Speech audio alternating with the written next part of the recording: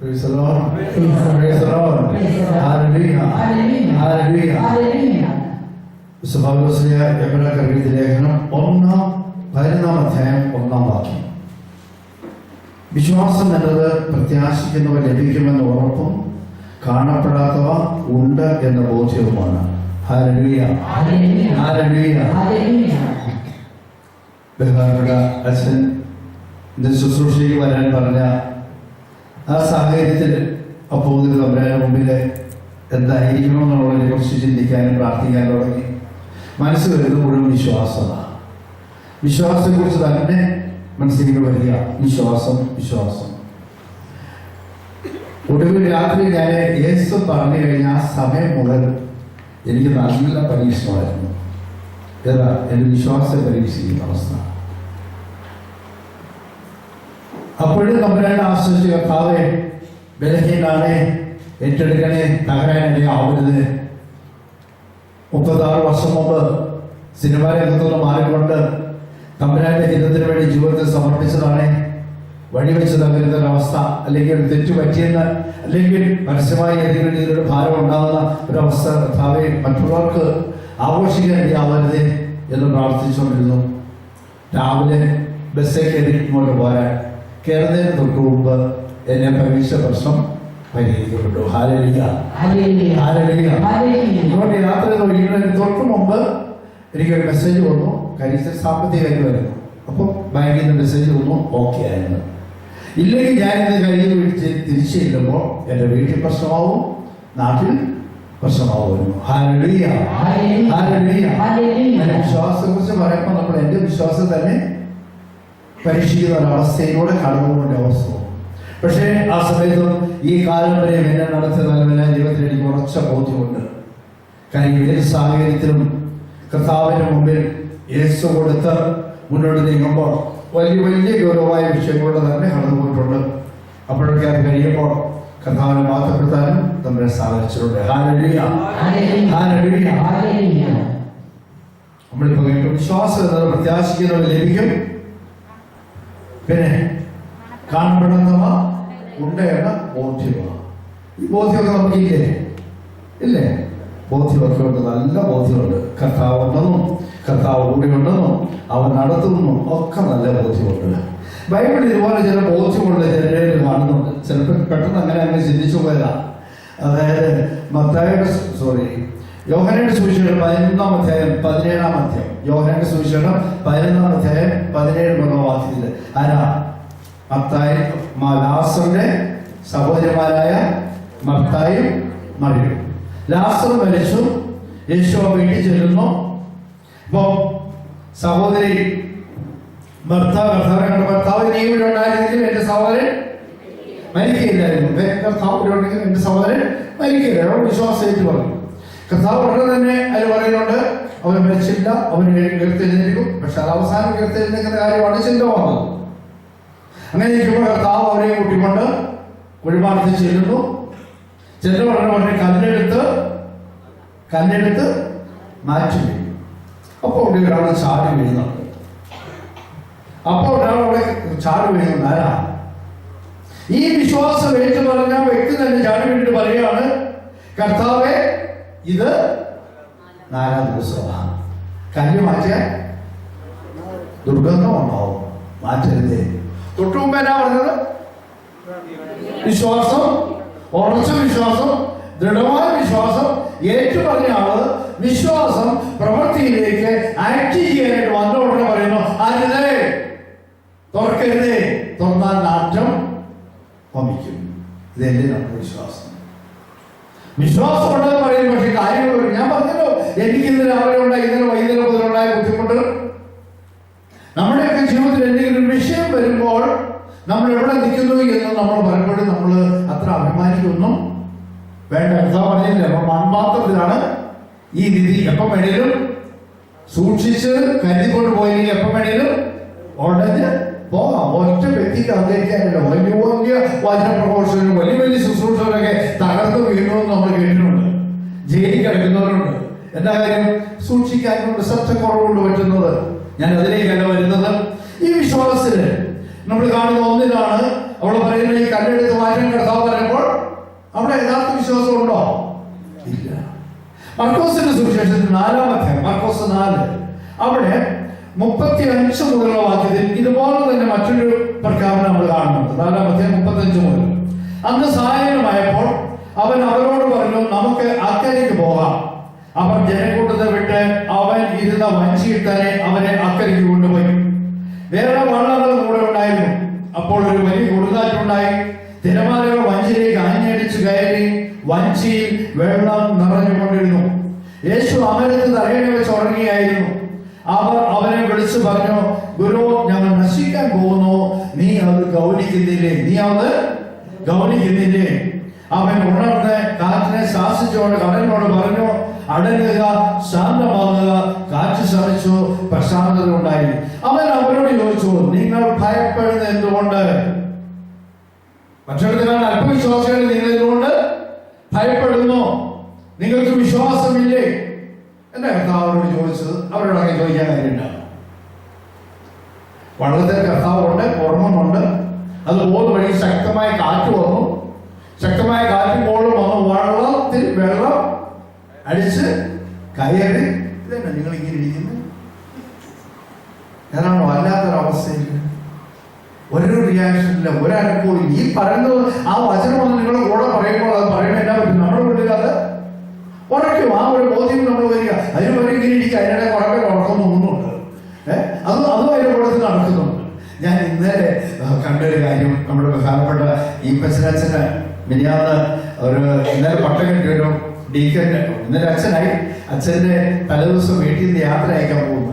എന്നെ ഒത്തിരി ഭാരപ്പെടുത്തിയൊരു കാര്യമാണ്. ഞാൻ ആരോടും പറഞ്ഞിട്ടില്ല, ഇപ്പൊ പെട്ടെന്നാണോ അതൊക്കെ പറഞ്ഞു പോയതാണ്. അവിടെ നമ്മുടെ അച്ഛനോട് ഈ പെസരച്ഛനുണ്ട്, എല്ലാവരും ഉണ്ട്. ഞാൻ ആ സമയത്ത് എന്നോട് പറഞ്ഞത് നേരത്തെ പറഞ്ഞത്, പക്ഷേ ഞാനൊരു ക്ലാസ് കഴിഞ്ഞ് വളരെ ലേറ്റായി. കൃത്യസമയത്ത് എന്നോട് ഉടനെ സ്തുതി തരാറുണ്ട്, സ്തുതി തരണം. അപ്പം ഞാൻ നോക്കുമ്പോൾ അവിടെ ആ വീട്ടിൽ നിന്ന് ഇറങ്ങി പോകുന്ന ഡീക്കനാണ് അവിടുത്തെ പ്രധാനപ്പെട്ട ആളല്ലേ. ആരാ? ആ കുടുംബത്തോടെ യാത്ര പറഞ്ഞ് അച്ഛനാകാൻ പോകുന്ന ആള്. ചില വീട്ടിൽ ആ സമയത്ത് കർശനം, അതൊക്കെ വേറെ ഉണ്ട്. ഈ സമയത്ത് ഈ ഡീക്കനല്ല എല്ലാവരുടെ ശ്രദ്ധാകേന്ദ്രം. പിന്നെ ആരാണ്? ഈ പെസരച്ചത്. നിങ്ങളത് പറഞ്ഞു. എല്ലാവരും ഈ പെസരച്ചന്റെ എനിക്ക് കുറവാണ് പറഞ്ഞത്. ഈ പെസരച്ചന് ചുറ്റും നിൽക്കുക. അല്ലെങ്കിൽ ഈ ബ്രദറിനോട് നീക്കനോട് എന്താ പറയാ? അച്ഛനോടൊന്നും പറഞ്ഞേ കൈവയ്ക്കാൻ. കാര്യം അങ്ങനെ പോകേണ്ട സമയമായി. ആ സമയത്ത് അദ്ദേഹത്തെ പഠിക്കാനുള്ള വിഷയം പിന്നെന്താണ്? ഈ പെസരച്ചനല്ല. പിന്നെന്നാ? എന്റെ പ്രശ്നമാണ്. അല്ലാതെ കഴിച്ചത് കൈകൊണ്ട് വെച്ചിട്ടല്ല പ്രശ്നം. പിന്നെ എന്റെ പ്രശ്നമാണ്. എന്റെ പ്രശ്നമാണ് എനിക്ക് പ്രധാനപ്പെട്ടത്. അവിടെ ആ കുടുംബത്തിൽ ഒരാൾ അച്ഛനാകും, ഒരാൾ ഇറങ്ങി പോകുന്നൊന്നും പ്രശ്നമല്ല. അല്ല വന്നത്, പക്ഷെ അച്ഛനെ കഴിഞ്ഞോട്ട് ആ വിഷയമല്ല വന്നു. എന്റെ പ്രശ്നം. അപ്പൊ പ്രോത്സാഹനം പറഞ്ഞിട്ട് 6 മണി ആകുമ്പോൾ ഇറങ്ങിയിരിക്കണം. അപ്പൊ ഞാൻ പറഞ്ഞത്, അച്ഛൻ പറഞ്ഞാൽ ഒട്ടും വിട്ടുപോയി ചെയ്യരുത് കേട്ടോ. അങ്ങനെ ഞങ്ങൾ അവിടുന്ന് ഇറങ്ങിക്കൊണ്ട് വരുമ്പോഴും അവിടെ സമയത്ത് കൊടുക്കുക. ഞാൻ പറഞ്ഞു മനസ്സിലായോ? ഞാൻ ഉദ്ദേശിച്ച മനസ്സിലായോ? നമുക്കെല്ലാം എവിടെ ചെന്നാലും എന്റെ കാര്യം എനിക്ക് എന്റെ കാര്യം നടന്നിട്ടുണ്ടോ? അത് വിശ്വാസം ഉണ്ടായിരുന്നല്ല. ഈ ബിസിനസ് തല കൈവച്ചാൽ എന്തൊക്കെ സംഭവിക്കുന്നൊരു അതൊരു വിശ്വാസം പറയാനില്ല. അവരോട് തോന്നുന്നില്ല. വിശ്വാസം ആഴത്തിലാണെങ്കിൽ അച്ഛൻ അത് കഴിയുമ്പോൾ അച്ഛൻ എന്നെ ഒന്നും പറയാൻ മേലെ. ഇതിന് പകരം എനിക്ക് എത്രയും പെട്ടെന്ന് എന്റെ കാര്യം നടക്കണം. കാരണം ഇനി ഇരുട്ടി കഴിഞ്ഞാൽ പോകാനൊക്കെ ബുദ്ധിമുട്ട് വരികയില്ല. അപ്പൊ അതിനു മുമ്പ് ആരാണെന്നോ ഒന്നും വിഷയമില്ല. അതിനു മുമ്പ് ഞാൻ പറഞ്ഞു വന്നത് വേറെ ഒന്നുമില്ല. ഞാൻ ഇന്നലെ ഇത് എന്റെ ആത്മീയപിതാവിനോട് ഷെയർ ചെയ്തു. അപ്പൊ പറഞ്ഞു, ഇതാണ് നമ്മുടെ ഇന്നത്തെ ഏറ്റവും വലിയ കുഴപ്പമെന്ന്. നമുക്കൊന്നും സ്ഥലകാലമല്ല, ഒന്നും വിഷയമല്ല. എനിക്ക് എന്റെ കാര്യം, അവിടെ വിശ്വാസമല്ല, ഒന്നുമില്ല. അതുകൊണ്ട് എന്ത് പറ്റി? എല്ലാ ധ്യാനകേന്ദ്രത്തിലും ആളുകൾ ഒത്തിരി കൂടുന്നുണ്ട്, കാര്യങ്ങൾക്ക് എല്ലാം ആളുകളുണ്ട്. പക്ഷെ എത്ര പേര് ആ ധ്യാനം അനുസരിച്ച് ജീവിക്കുന്നുണ്ട്? നമ്മൾ നോക്കാൻ, ഞാൻ എന്റെ നോക്കാനോ. നമ്മൾ എന്റെ ഒരു വലിയ പരീക്ഷമായിരുന്നു കാണുന്നത്. ആ പരീക്ഷത്തിൽ എനിക്ക് അതിജീവിക്കാൻ സാധിച്ചു. കാര്യം കർത്താവ് ഇന്ന് വരെ, ഈ സെക്കൻഡ് വരെ 37 വർഷമായി കർത്താവിന്റെ നവീകരണ ധ്യാനം കൂടിയിട്ട് അവന് വേണ്ടി ജീവിതം സമർപ്പിച്ചിട്ട് ഈ സെക്കൻഡ് വരെ അതിഭീകരമായ പ്രശ്നങ്ങളിലൂടെ കടന്നുപോയിട്ടുണ്ടെങ്കിലും കർത്താവ് എല്ലാം വേണ്ട സമയത്ത് ക്രമപ്പെടുത്തിയ അനുഭവത്തിലൂടെ പോകുന്ന കർത്താവ് എന്റെ കൂടെ ഉള്ള ആഴമായ ബോധ്യം. ആ ബോധ്യത്തിനിടയിലും ഞാൻ ഞെരുക്കപ്പെടുന്ന ഒരു അവസ്ഥ എനിക്കുണ്ടായി. പക്ഷെ കർത്താവ് ഒന്നും നോക്കിയാൽ കർത്താവ് വചനം പറയാനും പറഞ്ഞു. എന്നെ ഒരാൾ വിളിച്ചിട്ട് പറഞ്ഞു, ഈ സുവിശേഷവേല നിർത്തുന്ന പോലെ വലിയ ഒരാൾ ഇന്ന് രാവിലെ 8:30 എന്നെ ഒരാൾ വിളിച്ചിട്ട് നിർത്ത്, ഇനി ഒന്നിനും പോകണ്ട. ഇതൊക്കെ ഞാനിങ്ങനെ ശരിക്കും ഞെരുക്കപ്പെടുന്ന ഒരു അവസ്ഥയായിരുന്നു. അപ്പൊ പറഞ്ഞാ ശരി, അല്ല പിന്നെ മുന്നോടെ ഞാൻ പറയാൻ അതിനകത്ത് ബോധ്യപ്പെടുത്തേണ്ട ആവശ്യമില്ല. ഞാൻ പറഞ്ഞു ഓക്കെ ശരി. പക്ഷെ അടുത്ത നിമിഷം ഇല്ല കർത്താവേ, അവസാന നിമിഷം വരെ എനിക്ക് ജീവനുണ്ടോ ശ്വാസമുണ്ടോ നിനക്ക് വേണ്ടി ഞാൻ നിൽക്കും. ലോകത്ത് എന്തെല്ലാം പ്രതിസന്ധി വന്നോട്ടെ എന്നൊരു ഉറച്ച ബോധ്യത്തിൽ പറഞ്ഞ് അവിടെ വന്ന് ബസ് കയറിയപ്പോൾ എനിക്ക് മെസ്സേജ് വന്നു, എന്റെ പ്രശ്നം തീർന്നു. Hallelujah, hallelujah. ഞാൻ എന്തിനെങ്കിലും ഓടി നടന്നോ? കർത്താവിന് വേണ്ടി ജീവിതത്തെ ഏൽപ്പിച്ചാൽ അവൻ വേണ്ടതെല്ലാം കൃത്യമായി ക്രമപ്പെടുത്തിക്കൊള്ളും. കൃത്യമായി. ഹല്ലേലൂയ. ഇവിടെ നമുക്ക് മറുകരിക്കും ഇവർക്ക് എന്നെ സംഭവിച്ചത്. ഈശോ അവരോട് പറഞ്ഞു വള്ളത്തെ കയറ്റി വാ, നമുക്ക് മറുകരിക്ക്. എന്നാ പറഞ്ഞോ വള്ളത്തെ കയറ്റിയത്? വരൂ നമുക്ക് അക്കരയ്ക്ക് പോകാം. ആരാ അത് പറഞ്ഞത്? ഈശോ. ഈശോ അവരെ പിടിച്ച് വള്ളത്തെ കയറ്റി. ആ വള്ളം മുന്നോട്ട് പോകും. ഈശോ അവിടെ കിടന്ന് ഉറങ്ങി. ശക്തമായ കാറ്റ് പോലും വന്ന വള്ളത്തിൽ വെള്ളം കയറി ഇപ്പൊ മുങ്ങും എന്ന ലെവല് വരെ അവർ നോക്കിയിരുന്നു. നോക്കിയിരുന്നിട്ട് രക്ഷയില്ലാതെ ഓടിച്ചത്, നീ എന്നാ ഞങ്ങളുടെ കാര്യം ശ്രദ്ധിക്കാത്തത്, ഞങ്ങൾ കാണാൻ പോകുന്നു എന്ന് പറയുമ്പോ എന്നാ പറയാ, ആത്മവിശ്വാസികളെ നിങ്ങൾ എന്തിന് സംശയിക്കുന്നു? നിങ്ങൾക്ക് വിശ്വാസമില്ലേ എന്താ ചോദിക്കാൻ കാരണം? ഈശോ എന്നാ പറഞ്ഞോ വള്ളത്തെ കയറ്റിയത്? വരൂ നമുക്ക് അക്കരയ്ക്ക് പോവാം. നമുക്ക് അക്കരയ്ക്ക് പോകാമെന്ന് പറഞ്ഞ ഈശോ വള്ളത്തെ കയറ്റില്ല. വള്ളം എവിടെ ചെല്ലും? ഉറപ്പാണോ? മുമ്പേ പറഞ്ഞ പോലെ ഉറപ്പ് വീണ്ടും പറഞ്ഞ ശരിയല്ലോ? ആലോചിച്ച് ഈശോ നമുക്ക് അക്കരയ്ക്ക് പോകാമെന്ന് പറഞ്ഞ് വള്ളം നമ്മള് കുറച്ചാൾ പോലെ ഇലക്ഷൻ കഴിഞ്ഞായിരുന്നു. ഒത്തിരി വാഗ്ദാനങ്ങൾ നമ്മള് പ്രസംഗത്തിലൊക്കെ ആയിട്ടാ. അതുപോലാണോ ഇത്? വാക്ക് മാറാത്തവൻ വാക്ക് പാലിക്കുന്ന ശക്തനായ ദൈവം പറഞ്ഞു നമുക്ക് അക്കരയ്ക്ക് പോകാം എങ്കിൽ അങ്ങനെ പറഞ്ഞിട്ടുണ്ടെങ്കിൽ കാറ്റും ഓളം വന്നോട്ടെ, വള്ളം തകർന്നോട്ടെ, ഈ അവരെവിടെയെത്തും? അവരെവിടെയെത്തും? അക്കരെ എത്തിയിരിക്കും. Hallelujah, hallelujah, hallelujah, hallelujah. ഈ ഒരു ബോധ്യം നമ്മുടെ ഉള്ളിൽ കർത്താവ് വിളിച്ചു, അവരെന്നെ നടത്തും, അവൻ അക്കരെ എത്തിച്ചിരിക്കും. എവിടെയാണ് ഞാൻ എത്തേണ്ടത് അവിടെ അവൻ എത്തിച്ചിരിക്കും. ബോധ്യമുണ്ടോ? നാവിലുള്ളത് ഉള്ളിൽ പലപ്പോഴും പൊതുവെ സമൂഹത്തിൽ കാണുന്നത് ഇത് നാവിലേ ഉള്ളൂ, ഉള്ളിൽ ഇല്ല. അപ്പോഴാണോ അനുഭവങ്ങൾ പ്രശ്നങ്ങൾ വരുമ്പോൾ നമ്മൾ പതറിപ്പോകുന്നത്. കർത്താവ് അക്കരെ എത്തിക്കുമെന്ന് പറഞ്ഞാൽ അക്കരെ എത്തിച്ചിരിക്കും. നമുക്ക് ഉറച്ച് വിശ്വസിക്കാം. എന്നെ ഭൂമിയിലേക്ക് കർത്താവ് ജന്മം തന്നു അവന്റെ പദ്ധതി നിറവേറ്റാൻ. അവന്റെ വഴിയോടെ ഞാൻ നടക്കുകയാണെങ്കിൽ ഉറപ്പാണ് അവൻ ഉദ്ദേശിച്ച സമയം വരെ എന്നെ കൊണ്ടുവരിക. ഞാൻ 2-3 ആഴ്ച മുമ്പ് ചെത്തിപ്പുഴ ഹോസ്പിറ്റലിൽ കിടക്കാനുണ്ട്. പിന്നെ ഭാര്യയ്ക്കും മേലാതെ കിടന്ന് ആ കൂടെ തന്നെ ഇപ്പോഴത്തെ ബെഡേ ഞാനും കിടന്നു. പെട്ടെന്ന് ചില പ്രശ്നം കയറി. അത് കഴിഞ്ഞപ്പോൾ ചില ശ്വാസം മുട്ടലൊക്കെ ഉണ്ടായിരുന്നു. ഞാൻ ഇത് ഓരോ വായന കഴിയുമ്പോഴത്തേക്ക് ഇറങ്ങി കഴിയുമ്പോൾ ഇച്ചിരി ബുദ്ധിമുട്ട് അനുഭവപ്പെടാറുണ്ട്. അപ്പോൾ അതെല്ലാം കൊണ്ടുമ്പോൾ നമുക്ക് ടെസ്റ്റ് ചെയ്യാൻ വേണ്ടി നടത്തി.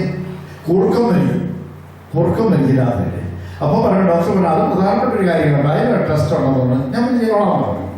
അത് രാത്രി ഞാനൊക്കെ വെച്ച് കെട്ടി എൻ്റെ രാത്രി ഉറക്കം പോലും അവർ മോണിറ്റർ ചെയ്യുക.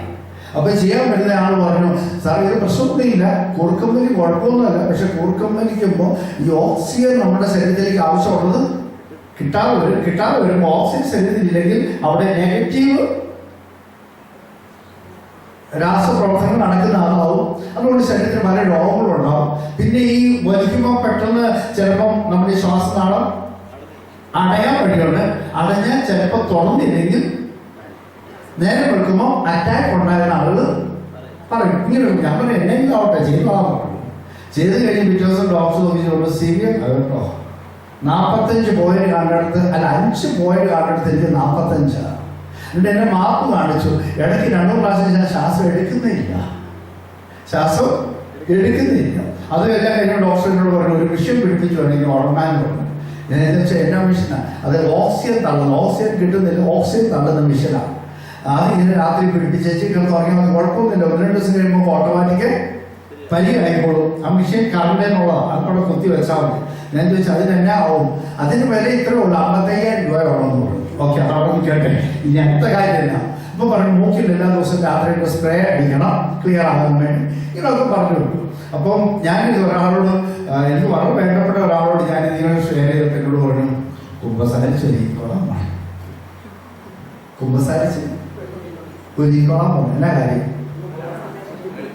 ഇത് എപ്പം വേണേലും സംഭവിക്കാം. പക്ഷെ അതിന് തൊട്ടും ഹോസ്പിറ്റലിൽ കയറുന്നതിനുണ്ട് എന്റെ സ്വന്തക്കാരൻ തുടങ്ങി പറഞ്ഞു എന്നോട് പറയുന്നത്, ഇത്ര ആയില്ലേ, ഇനിയൊന്ന് ഓട്ടം ഒന്ന് കുറയ്ക്കേ. അപ്പൊ ഈ വേറെ ആളുകളുടെ എന്റെ മനസ്സിൽ വന്നത് ഇനി ഞാനവർ ഓടാൻ തുടങ്ങുക, ഇനി ഞാൻ ഓടാൻ തുടങ്ങുക കാര്യം എന്നാ? ഇതെപ്പം വേണേലും സംഭവിക്കാം. പിന്നെ പലരും കുഴപ്പമൊന്നുമില്ലല്ലോ, രാത്രി ഉറങ്ങുമ്പോൾ പ്രശ്നമുള്ളൂ. അങ്ങനെയാണെങ്കിൽ ഞാനിനി ഓടാൻ തുടങ്ങുക. എന്റെ മനസ്സിൽ പറഞ്ഞു, എന്റെ ഏറ്റവും അടുത്ത് ഇങ്ങനെയുള്ള കാര്യം ഷെയർ ചെയ്യുന്നവരാണ്. ആളോടും പറഞ്ഞു, നാളെ ഒരു പ്രോഗ്രാമിട്ടോ എവിടെ വരെ ഇട്ടോ ഞാൻ വന്നോളാം, ഏത് കവല പ്രസംഗത്തിനാണെങ്കിലും ഞാൻ വന്നോളാം. രാത്രി ശ്രദ്ധിച്ചാൽ മതിയിരിക്കുന്നത്. ഞാൻ ഒരു മെഷീനും പഠിപ്പിച്ചില്ല. അപ്പം തോമസ് ഫാസ്റ്റൻ ഡോക്ടറിനോട് പറഞ്ഞൊരു കാര്യം ചെയ്ത് ഒന്ന് ടെസ്റ്റ് ചെയ്യാൻ വേണ്ടി 2 ദിവസം റെന്റിന് ആ മെഷീൻ കിട്ടും, ഒന്ന് വെച്ച് നോക്കിയേക്കാൻ പറഞ്ഞു. ആ ശരി നോക്കിയേക്കാൻ പറഞ്ഞു. പിന്നെ ഞാൻ അങ്ങോട്ട് പോയില്ല. കാര്യം കർത്താവ് എത്ര വർഷമായി, 63 വർഷമായി ഈ കൂർക്കമ്പനിയായിട്ട് ഇതാണെങ്കിൽ തുടങ്ങി ഗ്യാപ്പായിട്ട് നമ്മൾ നടന്നതാ. പിന്നെ ഇപ്പൊ പെട്ടെന്ന് ഞാൻ ഇതെല്ലാം കൂടെ പഠിപ്പിക്കേണ്ട ആവശ്യമുണ്ടോ? ഞാൻ പറഞ്ഞ മനസ്സിലായോ? ഞാൻ പറഞ്ഞത് പെട്ടെന്ന് എന്നോട് പറഞ്ഞു ഒരുക്കോളാനോ പറഞ്ഞു. എന്താ നാളെ പോകുന്നുള്ളതല്ല, എപ്പം വേണേലും. അതെനിക്ക് മാത്രമാണോ? എനിക്ക് കൂർക്കമ്പനിയുടെ ശ്വാസം അടങ്ങുമോ? വേറെ ഇതല്ല മാർഗത്തിലൂടെ വരാം. ഓക്കെ,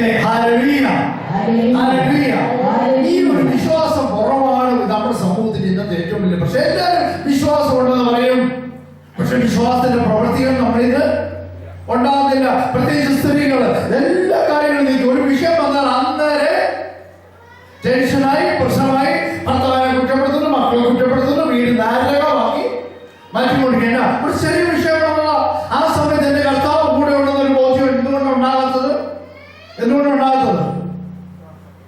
ഭർത്താവ് പറഞ്ഞു, കർത്താവേ നീ ഇവിടെ ഉണ്ടായിരുന്നു എന്റെ സഹോദരൻ മരിക്കുന്നില്ല. കാരണം നീ രൂപത്തിലുള്ള നിനക്ക് എന്തും സാധിക്കും. ആളവിടെ വന്നിട്ടില്ലേ?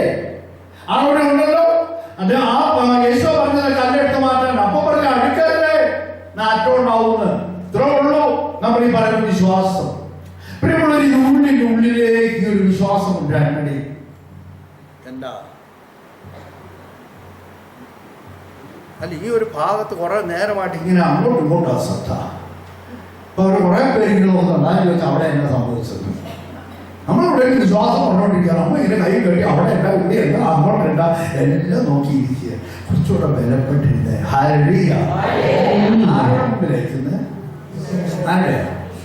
എനിക്കിവിടെ നിൽക്കാൻ സത്യത്തിൽ പേടിയാ.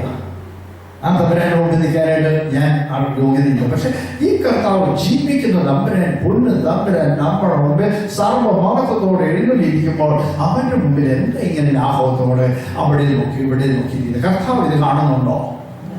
ഉണ്ടോ? ഒന്ന് പറഞ്ഞേ. നിങ്ങൾ ഈ അപേക്ഷ ഭാവത്തോടെ ഇരിപ്പം, ശ്രദ്ധയില്ലാതുള്ള ഇരിപ്പം അവിടെ ഇവിടെ നോക്കുന്നത് ആര് കാണുന്നുണ്ട്? ഈശോ കാണുന്നുണ്ടോ? ഉറപ്പാണോ? എന്തുകൊണ്ടാ തമ്പുരാൻ അടുത്തായിരിക്കുന്നു? എനിക്ക് മുമ്പ് കഴിഞ്ഞ പ്രാവശ്യമാണ്, അതിന് മുമ്പത്തെ പ്രാവശ്യമായിട്ട് ഞാൻ പറഞ്ഞതാ. ഉമ്മൻചാണ്ടിയെ കാണാൻ പോയാൽ പറഞ്ഞോ അല്ലേ?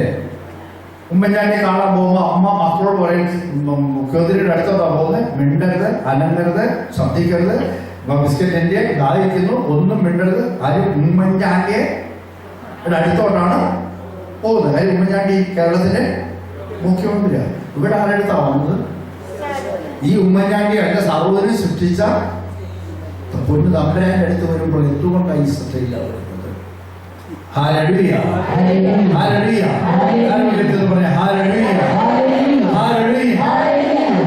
സംഖ്യയുടെ പുസ്തകത്തിൽ 13-14 അധ്യായത്തിലായിട്ട് കിടക്കുന്ന ഒരു സംഭവമുണ്ട്. കാനാൻദേശം ഇസ്രായേൽ ജനം പോകുന്നു. ഇടയ്ക്ക് മോശ കുറെ പേര് വിളിച്ചുപെടുന്നുണ്ട് ദേശം ഒന്ന് നിരീക്ഷിച്ചിട്ട് വരാൻ, പോയി കണ്ടിട്ട് വരാൻ. അവർ കാണുന്ന കാനാൻദേശം പോയി കണ്ടു. അവർ 10 പേര് വന്നിച്ച് പറഞ്ഞു, അവിടെ തേനും പാലും ഉള്ള നഗരമാണ്. മുന്തിരിക്കോല 2 പേര് കൂടിയാണ് പിടിച്ചോണ്ട് അത്ര സൗഭാഗ്യം. പക്ഷേ അതിന് ചുറ്റും വലിയ കോട്ടയുണ്ട്. അവിടുത്തെ ജനങ്ങള് രാക്ഷസ തുല്യ സൈസിലുള്ള ആളുകളാണ്. അവരുടെ മുമ്പിൽ നമുക്ക് എന്ത് ചെയ്യാൻ സാധിക്കും? വാ, നമുക്ക് തിരിച്ചു പോകാം. എങ്ങോട്ടാണ്? ഈജിപ്തിലെ അടിമത്തത്തിലേക്ക്. കർത്താവ് വാഗ്ദാനം ചെയ്ത ദേശത്തേക്ക് പോകുമ്പോൾ അത് നിരീക്ഷിച്ചിട്ട് വരാൻ പറഞ്ഞ് വിട്ടപ്പോൾ അവർ കണ്ട ഉടനെ അവിടെ കണ്ടതല്ല, അവിടുത്തെ വലിയ കോട്ടയും ഭീമാകാരമായ മനുഷ്യനെ കണ്ടപ്പോൾ സൗഭാഗ്യമുണ്ട്. പക്ഷെ ഇതിനെ അതിജീവിക്കാൻ നമുക്ക് സാധിക്കാൻ അവർ പറഞ്ഞൊരു വാക്കുണ്ട്, അവരുടെ മുമ്പിൽ നമ്മൾ വിട്ടിലുകളെ പോലെ, വെറും വിട്ടിലുകളെ പോലെ നമ്മള്.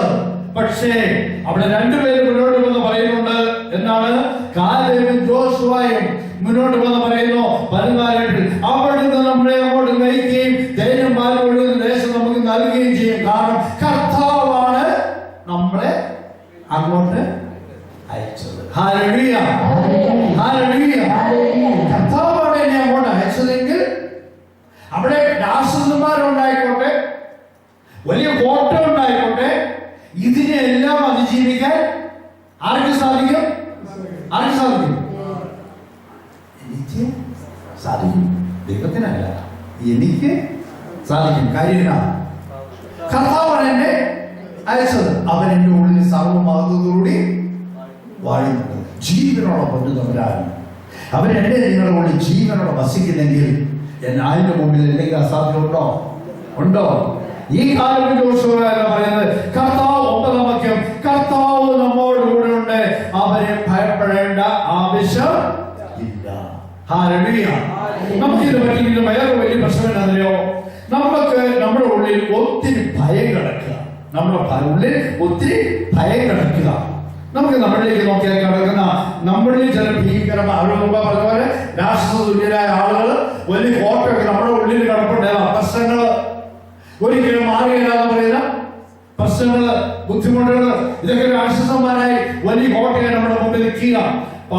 ഭീകരന്മാര് ഒളിഞ്ഞിരിക്കുന്നുണ്ട്. പാപങ്ങള്, ബലഹീനതകള്, കഴിവുകേടുകള്, ചില വികാരങ്ങള്, മുൻകോപം, അസൂയ തുടങ്ങി ഇങ്ങനെ ഒത്തിരി കാര്യങ്ങള് നമ്മുടെ ഉള്ളിൽ ശക്തരാണെന്ന് പറഞ്ഞ് നമ്മള് കിടക്കുക. നമ്മൾ ചില കാര്യങ്ങൾ പറയുമ്പോൾ പറയില്ലേ, ഓ ഇതൊന്നും ശരിയാകാൻ പോകുന്നില്ല. ചില മനുഷ്യന്മാർ പറയും, എനിക്ക് ഇന്ന രോഗമുണ്ട്, ഓ ഇന്നടത്തെ ഡോക്ടർ എല്ലാം നോക്കി കണ്ടതാ, അവരെല്ലാം പറഞ്ഞത് ശരിയാകത്തില്ലെന്ന പറഞ്ഞത്. ഈ രോഗം എന്നെ പോകുള്ളൂ, എന്നെ കൊണ്ട് പോകും. ആ കറക്റ്റ് ആൻസർ. എന്നെ കൊണ്ട് ഈ രോഗം പോകത്തുള്ളൂ. നിങ്ങൾ പറയുന്ന കാര്യമാണോ ഇപ്പൊ പറഞ്ഞത്? എന്നെ കൊണ്ട് ഈ രോഗം പോകത്തുള്ളൂ എന്ന് പറയും. ഈ എന്നെ കൊണ്ട് രോഗം പോകത്തുള്ളൂ എന്ന് പറയുന്നെങ്കിൽ നിങ്ങൾക്ക് ഒരു കാര്യം മനസ്സിലാക്കാവോ? ആ രോഗം നിങ്ങളെ കൊണ്ട് പോകത്തുള്ളൂ. കിട്ടിയില്ലേ? നിങ്ങൾ പറയുന്നത് ഈ രോഗം എന്നെ കൊണ്ട് പോകത്തുള്ളൂ. ചില പറയും ഞാൻ ഗുളിക വെക്കുന്നോണ്ട് മാറാൻ, ചില മദ്യം കഴിക്കുന്ന സിഗരറ്റ് വലിക്കുന്ന പറയും ഇതെന്നെ ഈ ശീലം എന്നിൽ മാറാൻ പോകുന്നില്ല. ഞാൻ മരിക്കുന്ന വരെ ഇത് എന്നോട് കാണും. അപ്പൊ പിന്നെ എന്നാ കാണും? എന്നോട് മരിക്കുന്നവരെ ഇത് കാണും. മനസ്സിലാവുന്നുണ്ടോ? മനസ്സിലാവുന്നില്ലേ? പറയാം. ബൈബിളിൽ കർത്താവ് വ്യക്തമായി നമുക്ക് ഒരു ഉപമയല്ല ഒരു ഉദാഹരണത്തിൽ പറയുന്നുണ്ട് നമ്മളോട്. ഒരു സെക്കൻഡ്. മർക്കോസിന്റെ സുവിശേഷം 11-ാം അധ്യായം. അവിടെ വിശ്വാസ ശക്തിയെക്കുറിച്ച് പറയുന്നു. 11:23. സത്യമായി ഞാൻ നിങ്ങളോട് പറയുന്നു, ആരെങ്കിലും ഈ മലയോട് ഇവിടെ നിന്ന് മാറി കടൽ ചെന്ന് വീഴുക എന്ന് പറയുകയും ഹൃദയത്തിൽ ശങ്കിക്കാതെ താൻ പറയുന്നത് സംഭവിക്കുമെന്ന് വിശ്വസിക്കുകയും ചെയ്താൽ അവനത് സാധിച്ചു. എന്താ പറഞ്ഞത്? അവനോട് ശ്രദ്ധിക്കണേ. ഞാൻ ചില ചോദ്യം ചോദിച്ചു പറയണം. സത്യമായി ഞാൻ നിങ്ങളോട് പറയുന്നു, ആരെങ്കിലും ഈ മലയോട് ഇവിടെ നിന്ന് മാറി കടൽ ചെന്ന് വീഴുക എന്ന് പറയുകയും ഹൃദയത്തിൽ ശങ്കിക്കാതെ താൻ പറയുന്നത് സംഭവിക്കുമെന്ന് വിശ്വസിക്കുകയും ചെയ്താൽ അവനത് സാധിച്ചു കിട്ടും. Hallelujah, hallelujah. രണ്ട് കാര്യം അവിടെ പറഞ്ഞിട്ടുണ്ട്. എന്നാ? ഹൃദയത്തിൽ ശങ്കിക്കാതെ, സംശയിക്കാതെ. വിശ്വാസം അല്പം പോലും സംശയം വിശ്വാസത്തിൽ ഉണ്ടാവാൻ പാടില്ല. ലോട്ടറി ടിക്കറ്റ് എടുക്കാൻ വരുമ്പോൾ ലോട്ടറി കച്ചവടക്കാരൻ പറഞ്ഞ 50 രൂപ മുടക്കിയാൽ 1 കോടി കിട്ടിയാൽ, അല്ല പോയാൽ എത്ര രൂപ? 50 രൂപ കിട്ടിയാൽ 1 കോടി. നമ്മൾ പലപ്പോഴും നമ്മുടെ കാര്യങ്ങൾ പറഞ്ഞ എങ്ങനെയാ? ഒരു വാക്ക് പറഞ്ഞ് നോക്കാം, കിട്ടിയെങ്കിൽ കിട്ടുന്നത്, കിട്ടിയെങ്കിൽ രോഗശാലം അല്ല ആ പ്രശ്നം, പോയാൽ ഒരു വാക്ക്. അല്പം പോലും ശങ്കിക്കാതെ, ഒരു സംശയം പോലും ഇല്ലാതെ വേണം കർത്താവിന് മുമ്പിൽ, വിശ്വാസത്തോടെ വേണം കർത്താവിന് മുമ്പിൽ കാര്യങ്ങൾ ഏൽപ്പിക്കുവാൻ. ഒന്ന്, അല്പം പോലും ഹൃദയത്തിൽ ശങ്കിക്കാതെ. അടുത്തത്, താൻ പറയുന്നത് പോലെ സംഭവിക്കുന്നത് വിശ്വസിച്ചാൽ നിനക്ക് അത് സാധിച്ചിട്ടും. ആരായി താൻ? താൻ പറയുന്നത് പോലെ നിനക്ക് താൻ പറയുന്നത് സംഭവിക്കുന്നു വിശ്വസിക്കുകയും ചെയ്താൽ അവനെ സാധിച്ചിട്ടും. ആരായി താൻ? ആരാ? അതെ, ഞാനാ. ചില പറയും ദൈവമാകുമ്പോൾ അല്ല, പിന്നെ ആരാ? ഞാനാ. ഞാൻ പറയുന്നത് പോലെ എനിക്ക് സംഭവിക്കുമെന്ന് വിശ്വസിച്ചാൽ എനിക്കത് സാധിച്ചിട്ടും. അത് എന്റെ കാര്യം. ഞാൻ ഇപ്പൊ പറഞ്ഞ ഉദാഹരണം, ഞാൻ പണ്ട് ചങ്ങനാശ്ശേരി സോണിന്റെ 15 വർഷം മുമ്പ് ചങ്ങനാശ്ശേരി കരിസ്മ സോണിന്റെ കോർഡിനേറ്ററാണ്. ആ സ്ഥലത്ത് ലീഡേഴ്സിന്റെ ട്രെയിനിങ് നടക്കാം ചങ്ങനാശ്ശേരി തുല്ലാപ്പള്ളി വെച്ചാണ്. അവിടെ നടക്കുമ്പോൾ 45-50 ലീഡേഴ്സ് ഉണ്ട്. ടോക്കിനിടയ്ക്ക് ഞാൻ പറഞ്ഞു നോക്കി, ഒരു സഹോദരിയാണ് ഭിത്തിയെ ചാരിയിരിക്കുക. അവരോട് ഞാൻ പറഞ്ഞു ഇങ്ങോട്ട് മുന്നോട്ട് വാ. ഉടനെ എന്നോട് പറഞ്ഞു വേണ്ട ഞാനിവിടെ ഇരുന്നോളാം. വേണ്ട ഞാനിവിടെ ഇരുന്നോളാം. പിന്നെ നമ്മൾ പറഞ്ഞ കാര്യമില്ല. നമ്മൾ പ്രൊമോഷൻ കഴിഞ്ഞു. ഇൻട്രോയുടെ സമയത്ത് ഞാൻ പുള്ളിക്കാരെ എടുത്ത് ചോദിച്ചു എന്താ അങ്ങനെ പറഞ്ഞു, ഞാൻ അവിടെ ഇരുന്നോളാമെന്ന്. അവരെന്നെ അവിടെ വന്നിരിക്കാൻ മേലെ. ഉടനെ എന്നോട് പറയാ, എനിക്ക് ഭിത്തിയെ ചാരി ഇല്ലെങ്കിൽ നടുവേദന വരും. ഭിത്തിയെ ചാരി ഇല്ലെങ്കിൽ എനിക്ക് നടുവേദന വരും. ഞാൻ അവരോട് പറയാം, അടുത്തത് ആരാധനയാണ്, വിശ്രവാസം എഴുന്നള്ളിച്ചുകൊണ്ട് വരികയാണ്. കർത്താവിന്റെ മുമ്പിലെ വന്ന് മുന്നോട്ട് വന്നിരിക്കെ ഞാൻ അവരെ നിർബന്ധിച്ച് മുമ്പിൽ കൊണ്ടുവന്ന് ഇരുത്തി. നിങ്ങൾ പറ, അന്നത്തെ ആരാധനയും രോഗശാന്തി ശുശ്രൂഷ കഴിയുമ്പോൾ ഈ അമ്മച്ചിയുടെ ഈ ആന്റിയുടെ നടുവേദന മാറുമോ ഇല്ലയോ? മാറുമോ ഇല്ലയോ? ഇല്ല. എന്താ കാര്യം? അമ്മ പറയുന്നു പിറ്റേ ചായ ഇല്ലെങ്കിൽ എനിക്ക് നടുവേദന വരും. നമ്മളെ കർത്താവ് വ്യക്തമായിട്ട് പറഞ്ഞില്ല വെളിപാട് പുസ്തകത്തിൽ, എന്താ ഞാൻ ഹൃദയത്തിന് വാറൊക്കെ വന്ന് പൊട്ടുന്നോ തുറന്നു വരുന്നവരോടുകൂടിയാണ് അകത്ത് പ്രവേശിക്കുന്നത്. ഒരു വാതില് കൊട്ടുമ്പോൾ വാതിൽ എവിടെയാ ഊറ്റിയിടുന്നത്?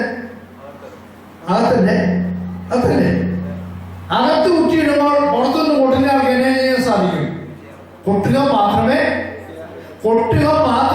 പുറത്ത് നിൽക്കുന്ന ആൾക്ക് ചെയ്യാൻ സാധിക്കത്തുള്ളൂ. കുറ്റിയടിക്കേണ്ട ആളാരാ? അകത്തുള്ളത് ആരാ? ഞാൻ. എന്റെ കർത്താവിന്റെ വചനം എന്നോട് പറയുമ്പോൾ അകത്തിരിക്കുന്ന ഞാൻ അവനെന്റെ ഹൃദയം തുറന്നു കൊടുത്തെങ്കിൽ മാത്രമേ തമ്പുരാൻ എന്തെങ്കിലും ചെയ്യാൻ സാധിക്കുള്ളൂ. നമ്മുടെ മരിച്ചുപോയ കർദിനാള് പടിയർപിതാവ് പറയും, ചങ്ങനാശ്ശേരിയിലായിരുന്നപ്പം ഞാൻ പള്ളിയിലെ കൈകാരനായിരുന്നു. പിതാവുമായിട്ട് ഒത്തിരി പല പരിപാടികളിൽ ബന്ധപ്പെട്ടിട്ടുണ്ടായിരുന്നു. ഒരിക്കൽ അങ്ങനെ പറയുന്നത് കേട്ടു, കർത്താവ് ഒരു ത്രാസിൽ അവസാന വിധിയുടെ സമയത്ത് എന്റെ പേരുള്ള മാലാഹയുടെ വോട്ട് മുഴുവനും ഇട്ടിരിക്കുക. മാലാഹയുടെ റെക്കമെൻഡേഷൻ മുഴുവൻ ഒരു ത്രാസിന് തട്ടിയിട്ടിരിക്കുക. മറ്റേ തട്ടിൽ ആരെയാ? വിശാലിന്റെ റെക്കമെൻഡേഷനും വോട്ടും അവിടെ നടക്കണം. ഇപ്പൊ ത്രാസ് തെല്ല നിൽക്കുക, കറക്റ്റ് നിൽക്കുക, രണ്ടും തുല്യം. ഇനി ഒരു വോട്ട് അവിടെ അത് വീഴാണ്. അത് ഏത് സൈഡ് വീഴുമോ ആ സൈഡ് വിജയിക്കും. ആ വോട്ട് ആരെയാ?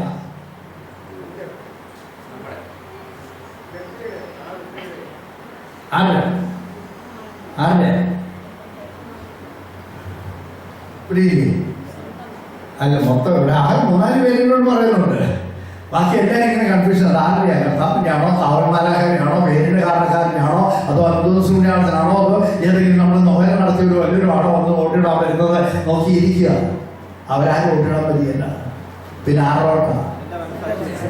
എന്റെ ഇവിടെ പറഞ്ഞു ഞാൻ ശ്രദ്ധിക്കാൻ വേണ്ടി നിങ്ങളോട് ചോദിക്കുന്നു, എന്നെ ഞാൻ ഇതിലേറെ തെരഞ്ഞെടുക്കും? ഹല്ലേലൂയ. എന്നെ കൺഫ്യൂഷൻ ആണോ? അല്ല, ആ കൺഫ്യൂഷൻ ആരോഗ്യം പറഞ്ഞിട്ട് പോലും അടക്കം വരുന്നില്ല. മനസ്സിലായില്ലേ? വ്യക്തമായില്ല. എന്റെ തീരുമാനം, ഞാൻ ഇതിലേത് സൈഡ് തീരുമാനിക്കുന്നോ അവിടെ വിജയിക്കും. റോമാക്കാരുടെ ലേഖനം വിഷയം മാറുക. തമ്പുരാന്റെ പോലെ പോകേണ്ടി. റോമാക്കാരുടെ ലേഖനം 8-ാം അധ്യായം 5 മുതലുള്ള വാക്യങ്ങൾ 4 മുതൽ. ഇത് ശരീരത്തിലെ പ്രവണത അനുസരിച്ച് ജീവിക്കാതെ ആത്മാവിന്റെ പ്രചോദനം അനുസരിച്ച് ജീവിക്കുന്ന നമ്മിൽ നിയമത്തിന്റെ അനുശാസനം സഫലമാകുന്നതിന് വേണ്ടിയാണ്. എന്നാൽ ജഡീയമായി ജീവിക്കുന്നവർ ജഡീയ കാര്യങ്ങൾ മനസ്സ് വെക്കുന്നു, ആത്മീയമായി ജീവിക്കുന്നവരാകട്ടെ ആത്മീയ കാര്യങ്ങളിൽ മനസ്സ് വെക്കുന്നു. ജഡീയ അഭിലാഷങ്ങൾ മരണത്തിലേക്ക് നയിക്കുന്നു, ആത്മീയ അഭിലാഷങ്ങൾ ജീവനിലേക്കും സമാധാനത്തിലേക്കും. ജഡീയ താല്പര്യങ്ങളിൽ മുഴുകിയിരിക്കുന്ന മനസ്സ് ദൈവത്തിന്റെ ശത്രുവാകുന്നു. അത് ദൈവത്തിന്റെ നിയമത്തിന് കീഴ്പ്പെടുന്നില്ല, കീഴ്പ്പെടാൻ സാധിക്കുകയുമില്ല. ജഡീയ പ്രവണത അനുസരിച്ച് ജീവിക്കുന്നവർക്ക് ദൈവത്തെ പ്രസാദിപ്പിക്കാൻ സാധ്യമല്ല. Hallelujah, hallelujah, hallelujah. ജഡീയ പ്രവണതകൾ അനുസരിച്ച് ജീവിക്കുന്നവർക്ക് ദൈവത്തെ പ്രസാദിപ്പിക്കാൻ സാധ്യമല്ല. ഞാൻ ജഡീയനാണോ ആത്മീയനാണോ? ഞാൻ ജഡീയനാണോ ആത്മീയനാണോ? ടെസ്റ്റ് ആർക്കാണ് നടത്താൻ പറ്റുന്നത്? അറിയാം, നമ്മൾ ഈ ഓരോ വ്യക്തിക്ക് നടത്താൻ പറ്റുള്ളൂ. എങ്ങനെ ടെസ്റ്റ്? ജഡീയമായി ജീവിക്കുന്നവർ ജഡീയ കാര്യങ്ങൾ മനസ്സ് വെക്കുന്നു. എന്റെ മനസ്സ് ജഡീയ കാര്യങ്ങളിലാണോ അതോ ആത്മീയ കാര്യങ്ങളിലാണോ? ഇവിടെ പ്രാർത്ഥനയ്ക്ക് വരുന്ന ബുധനാഴ്ചത്തെ കാര്യമല്ല. ഇവിടെ നിറങ്ങി വീട്ടിൽ ചെല്ലുമ്പോൾ മുതൽ അടുത്ത പ്രാർത്ഥനയ്ക്ക് വരുന്ന വരെയുള്ള നമ്മുടെ വ്യാപാരങ്ങൾ. ജഡീയ താല്പര്യങ്ങൾ ജഡീയമായി ജീവിക്കുന്നവർ ജഡീയ കാര്യങ്ങൾ മനസ്സ് വെക്കുന്നു. ആത്മീയമായി ജീവിക്കുന്നവരാകട്ടെ ആത്മീയ കാര്യങ്ങളിൽ മനസ്സ് വെക്കുന്നു. ഞാൻ ജഡീയനാണോ ആത്മീയനാണോ എന്ന ടെസ്റ്റ് നടത്താൻ പറ്റുന്നത് എനിക്ക് മാത്രമാണ്. ഞാൻ എന്നെ തന്നെ പരിശോധിക്കുമ്പോൾ എനിക്കറിയാം ഞാൻ ഏത് സൈഡിലേക്കാണ് നിൽക്കുന്നത്. ഇപ്പൊ ഇവിടെ കൺഫ്യൂഷൻ മാറിയോ? ക്ലാസ്സിൽ ഞാൻ ഏത് സൈഡിൽ നിൽക്കുന്നു? ആരുടെ സൈഡിൽ നിൽക്കുന്നു അറിയാം. തമ്പുരാനും ആത്മീയ തലത്തിലാണോ നിൽക്കുന്നത്? ചെറിയ തലത്തിൽ. ഇതാണ് എന്റെ ഓട്ടം എന്ന് പറയുന്നത്. ഇത് ഞാൻ ഏത് തിരഞ്ഞെടുക്കും? സീരിയല്, സിനിമ എല്ലാ പ്രാവശ്യവും പറയുന്ന അത് കാരണം എല്ലാ പ്രാവശ്യം കേൾക്കുന്നില്ല. എല്ലാം അത് തടക്കദോഷമായി മാറി.